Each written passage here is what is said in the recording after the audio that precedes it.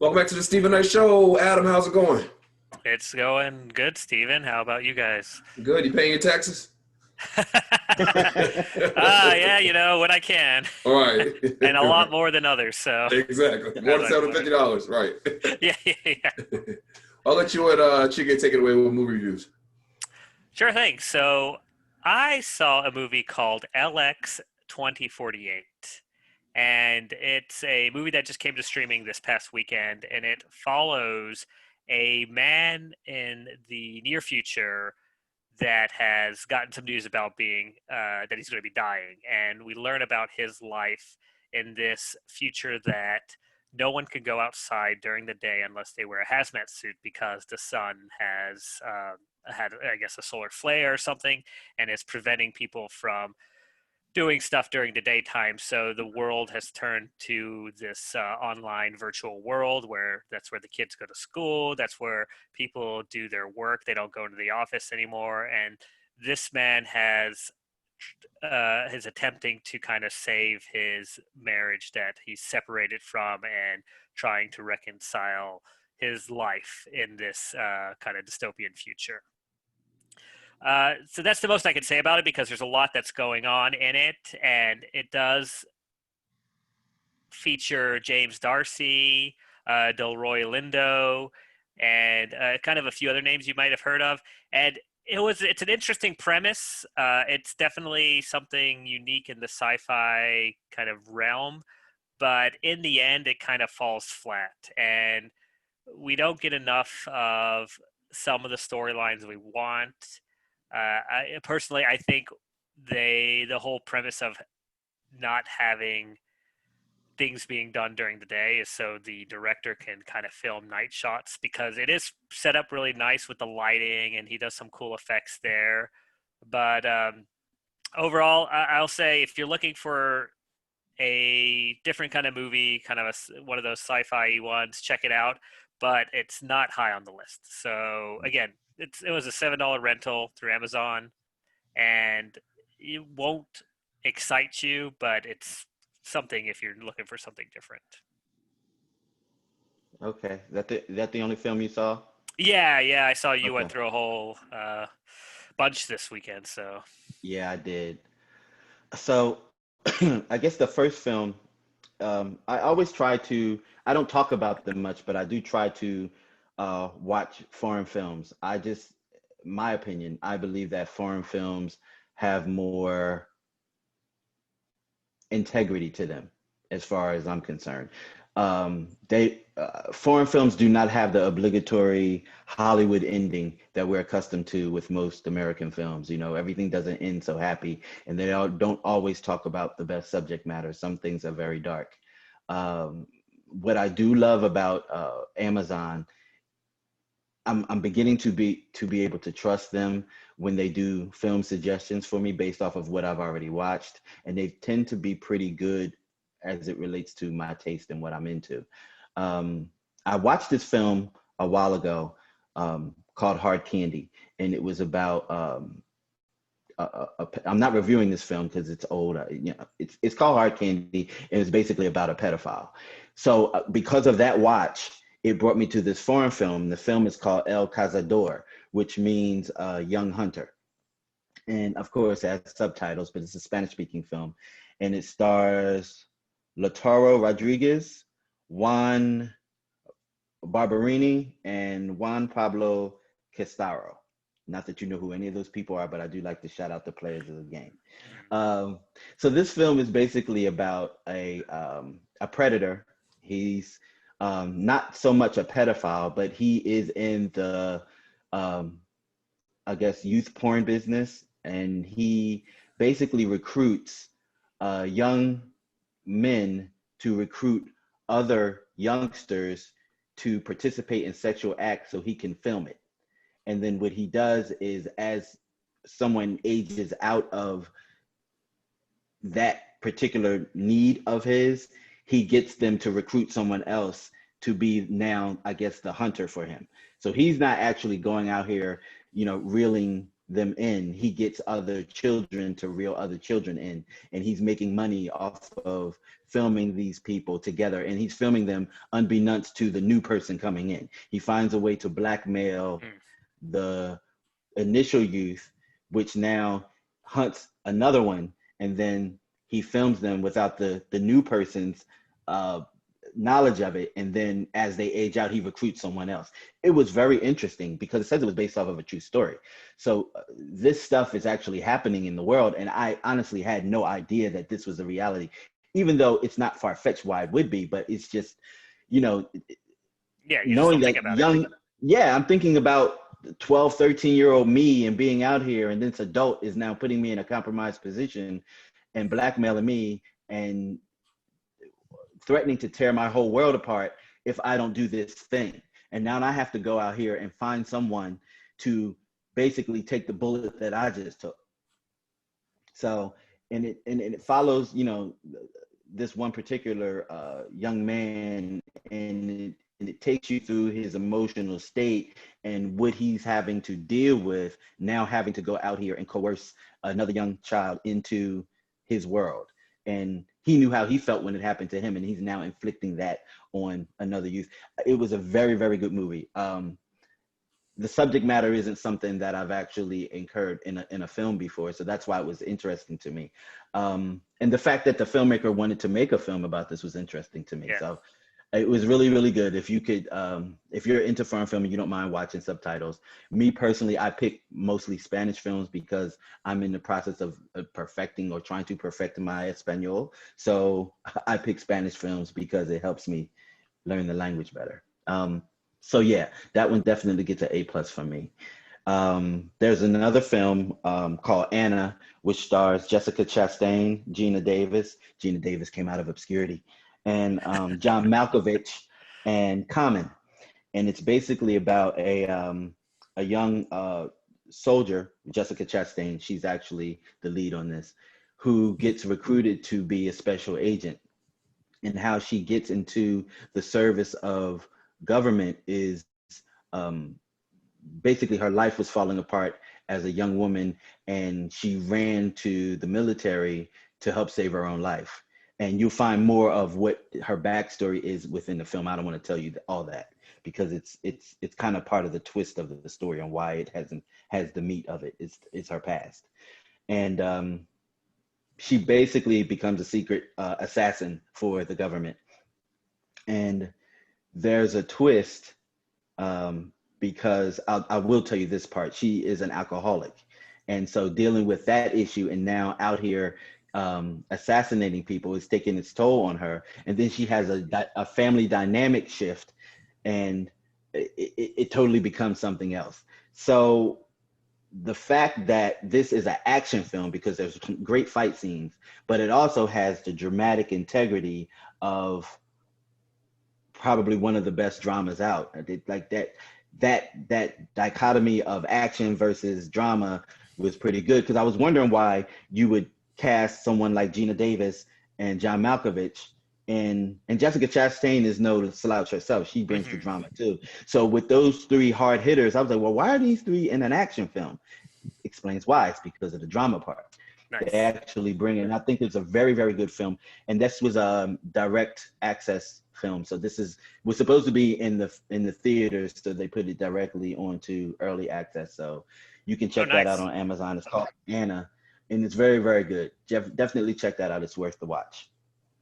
And I'm going to review a television show, but I want to talk about this last film. It's on Amazon as well. It's called I See You, which stars Helen Hunt, John Tenney, and Judah Lewis, and Sam Trammell. Sam Trammell is of True Blood fame. This is a good drama thriller with an excellent twist, and I think it was beautifully written, and I think it's a great story because you're going to go into this movie thinking that it's something it's not, and it takes a turn, and then there's a roller coaster ride because it does a whole lot of twists and turns and delivers the drama as well. All these films were good. I'm going to go back to I See You again because I want to talk about this. The film was great. I enjoyed it. However, and I'm not digging on Helen Hunt because I used to really love Helen Hunt when she was on Mad About You with Paul Reiser. That was a great, great sitcom. However, Miss Hunt has had considerably amount of plastic surgery done, and it was kind of hard to watch her Hmm. on film because I knew what she looked like. And granted, people do age, and I know that in Hollywood, looks are everything, and it becomes a challenge, especially being female and you're trying to hold on to your career, and you're trying to hold on being the leading person, you're trying to hold on your beauty and your ego, all that. I get it. But when you do so much that you tend to not look human, or you tend to look just very, very different. And it's not just different, it's different to the point where it's like every time that they come on screen, you want to frown your face up because you're trying to understand. It wasn't good for me. It kind of took away from me getting into the story because of your face. And I've heard stories about directors not hiring people who've had too much plastic surgery done because of that very reason. You're not recognizable. No one knows who you are, or you're a distraction. It's like, the camera doesn't even love you anymore. You've had so much done. And it was just really hard to, every time she was on screen, I was just like, oh my God, like, oh my God, like, oh my God. So I don't even know what else to say to that. It's just like, Helen Hunt, God bless. Maybe because you're a producer and a director as well. Maybe you should do more of that. Not be on camera so much. So yeah. And the last thing I'm going to review is this series that I absorbed over the weekend called Ratchet on Netflix. Oh yeah, I'm supposed to be watching that. Yeah. Sarah Paulson is a beast. And I'll say this.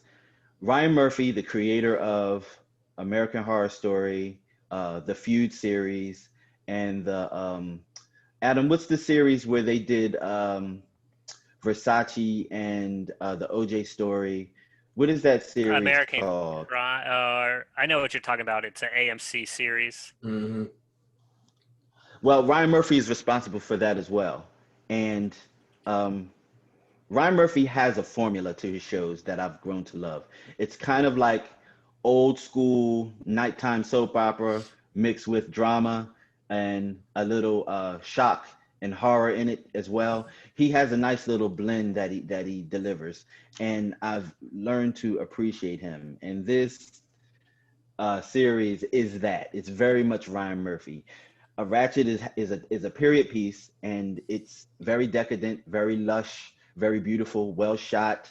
The colors are dynamic. It will definitely pull you into that world.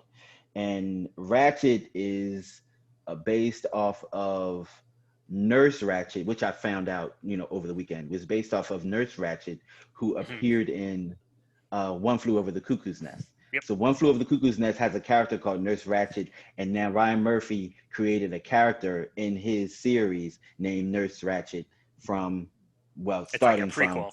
from. I don't know if it's a prequel. I don't know that yet.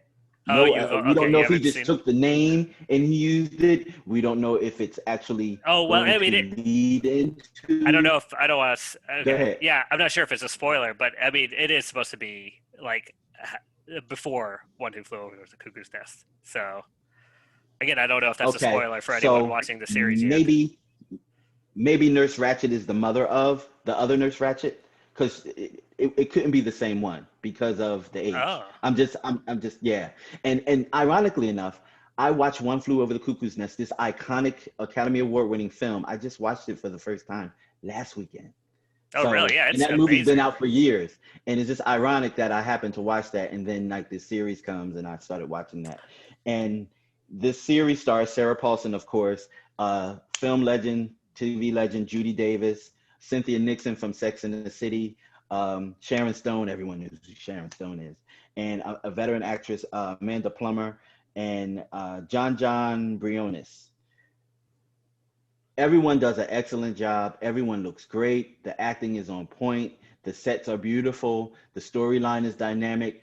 Everyone that I know that watches this absorbs it with the quickness. That's how good it is. Ryan Murphy kicks out some great products. So definitely check out Ratchet on Netflix if you can. I don't think you'll be disappointed. Yeah, it's actually on my list. And you can check out One Who Flew Over the Cuckoo's Nest is also on Netflix. So yes. You want to stay in that universe. Check that one out. Well, real quick, I watched Gemini Man last week. Really good movie. I thought it was good. It was I just don't weird seeing him beside his younger self. You know what I mean? That was just kind of He weird. looked like his son. It was like him to me. Looked just like him. So, It looked like him, but I thought the animation was still kind of a little bad. At Just the end, at the end when technology. when they took him to school, I thought it was bad there. Yeah, But during the movie, I thought it was he good. couldn't move that much when he's Yeah. in that like animation mode. I felt like.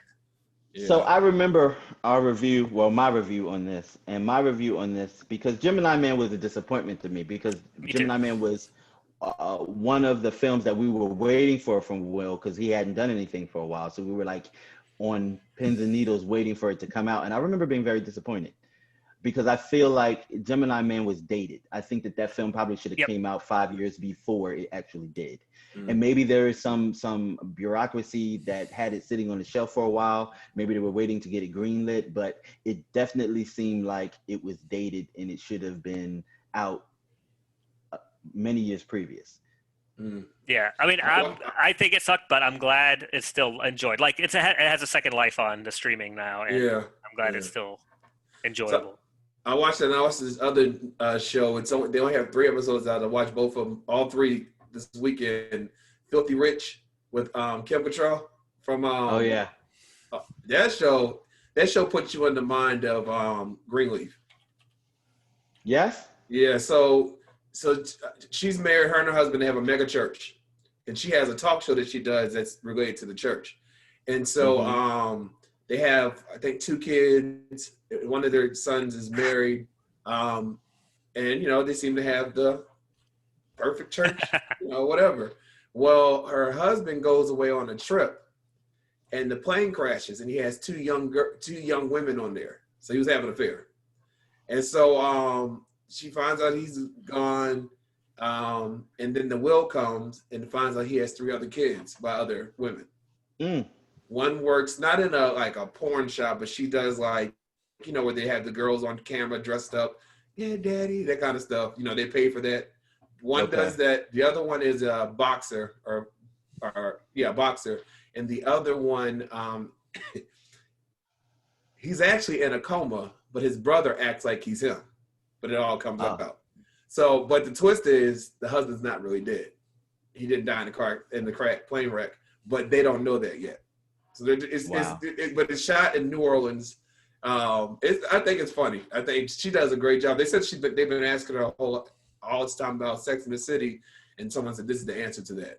But she does a great job. It's really good. Yeah. So one of my questions, because I love Kim Cattrall, we've all grown to love her as Samantha, and the decadence of that character. Is this character decadent like that? Does she get to wear great clothes and have great hair? Yes, she's a Southern Belle. Okay. She's a Southern Belle. Yeah, I love that. But real quick, so and she said this is like a role she's never played before. But real quick, Sex in the City. Did you hear who's supposed to be playing her part in the new movie?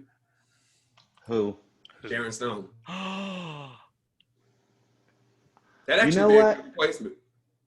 You know what? I actually, going back into the casting part, I actually thought that because of the storyline in Sex in the City, and a lot of people, can't wrap their mind around Sex in the City, they don't get into it. But I think it's a brilliant story. I think from the beginning to where the movies took it, I think it's a brilliant story about friendship and, just people's lives and how they come together to just support one another. I just thought it was a brilliant story. And I know that Sarah Jessica Parker and Michael Patrick had a vision for the storyline. They wanted to take an arc, and they were following relationships. And I thought that a good answer to that would have been, because Samantha in the show had breast cancer, if she would have died off, if her breast cancer would have returned to metastasize and, she had died, and then they could move on. Well, I mean, that's life. I mean, stuff happens. That's life. But Sharon Stone being an answer, that could work. After seeing her in Ratchet, after you see her in Ratchet, that is a good answer to Sex in the City. I can see that. And Sharon Stone would play the hell out of that. Yeah, I think so too. I didn't really watch the show like that, but I'd seen it obviously. But I think Sharon Stone would do a good job. But look, guys, that's our time. Thank you so much for letting us know what to spend our time watching and money if we have to pay that $20 and whatnot. But have a great week, and we'll talk again next Monday. All right. Thanks a lot. All right. Right back after this.